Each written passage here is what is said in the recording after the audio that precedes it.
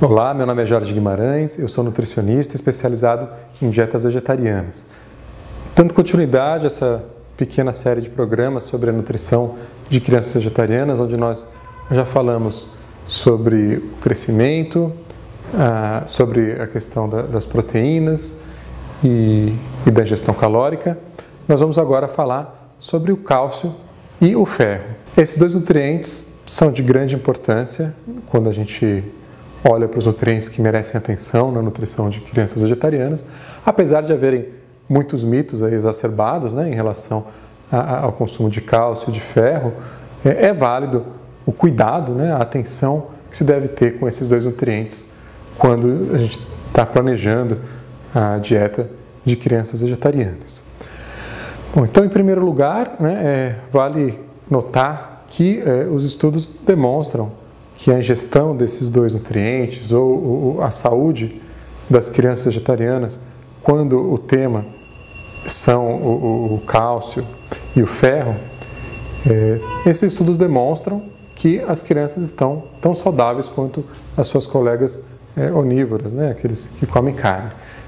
Portanto, os erros de planejamento que existem na nutrição vegetariana também existem na nutrição que inclui carnes e, dessa forma, qualquer criança também está sujeita a carências nutricionais, seja com a carne e com o leite, com os ovos ou sem nenhum desses produtos de origem animal. Então, o que eu quero pontuar é que a incidência de doenças relacionadas a um baixo consumo de cálcio e ferro não é maior entre crianças vegetarianas. Especialmente nas crianças que são vegetarianas. Quando digo vegetarianas, eu me refiro à exclusão de qualquer produto de origem animal, que inclui ovos e laticínios. Já as crianças proto-vegetarianas, aquelas que ainda consomem leites, ovos e os seus derivados, essas sim têm uma incidência de anemia maior se comparadas às vegetarianas, ou seja, aquelas que consomem laticínios têm uma incidência de anemia maior do que aquelas que não consomem. Isso se deve ao fato justamente dos laticínios serem alimentos muito pobres em ferro. Então, a criança que os pais optaram por não consumir laticínios é uma criança que vai estar buscando mais fontes de ferro, já que o que quer que entre para substituir o leite, qualquer fonte vegetal que entre para substituir o leite de vaca, será uma boa fonte de ferro, enquanto o leite de vaca é uma fonte péssima ou insignificante desse nutriente, desse mineral. Bom, as fontes de ferro, então, numa dieta vegetariana e que se aplicam a uma criança, são as leguminosas, feijão, lentilha, ervilha, grão de bico, soja e derivados, as oleaginosas, castanhas e sementes, amêndoas, nozes, que nós vimos que também são boas fontes de proteína, mas também são fontes de ferro. Então, as leguminosas, as oleaginosas, os vegetais verdes escuros, brócolis, quiabo, agrião, couve, tudo que for verde com uma cor mais escura é boa fonte de cálcio. As frutas também são boas fontes de cálcio. Portanto, temos aí leguminosas, oleaginosas, vegetais verdes escuros e frutas. As fontes de cálcio são as mesmas citadas anteriormente. Ferro e cálcio andam juntos quando o tema são fontes vegetais. Okay? E lembrando que as frutas secas, para as crianças, são bastante interessantes porque elas concentram mais desse nutriente por volume. Já que elas são secas, é possível oferecer um volume maior. É mais fácil a criança consumir 20 uvas passas do que 20 uvas frescas e com isso é aumentado o aporte de ferro e de cálcio. Naturalmente, as crianças precisam também consumir muitas frutas frescas, mas só uma dica para acrescentar em papinhas, em mingaus, junto ali com as castanhas, acrescentar também sempre algumas frutas secas para aumentar a oferta de ferro e de cálcio. Bom, no caso então das crianças vegetarianas, ou seja, aquelas que não consomem laticínios, como fica a ingestão do cálcio?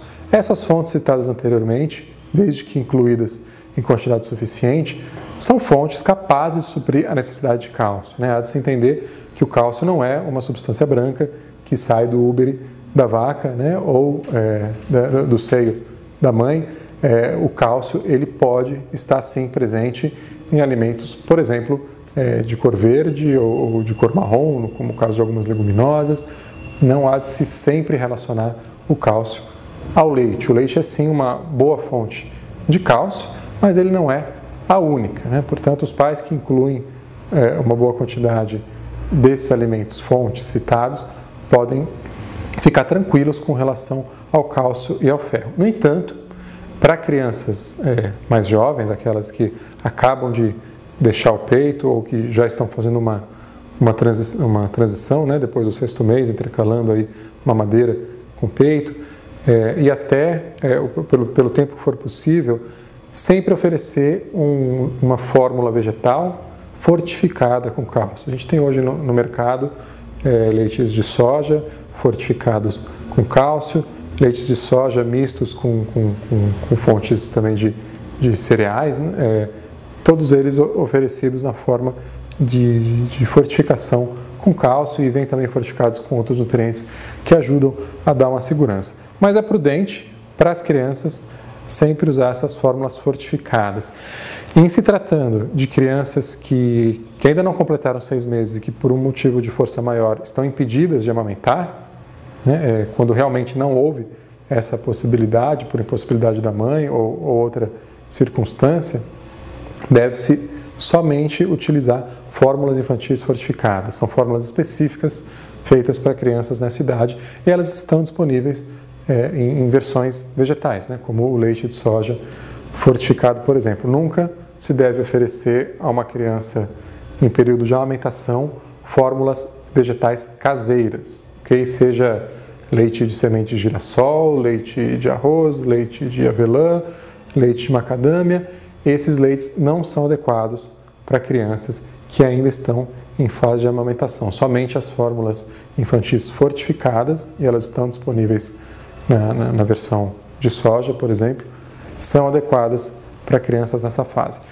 Passada a fase de amamentação, é prudente, então, utilizar ainda fórmulas fortificadas, que não são necessariamente infantis, né? Agora podem ser fórmulas adultas, mas dessas fortificadas com cálcio, ferro, zinco, para garantir, trazer uma segurança no aporte desse nutriente, até que a criança esteja consumindo um volume maior de vegetais e de castanhas, e aí vai poder então obter o seu cálcio todo dessa fonte alimentar e não suplementar, como é o caso dos alimentos fortificados.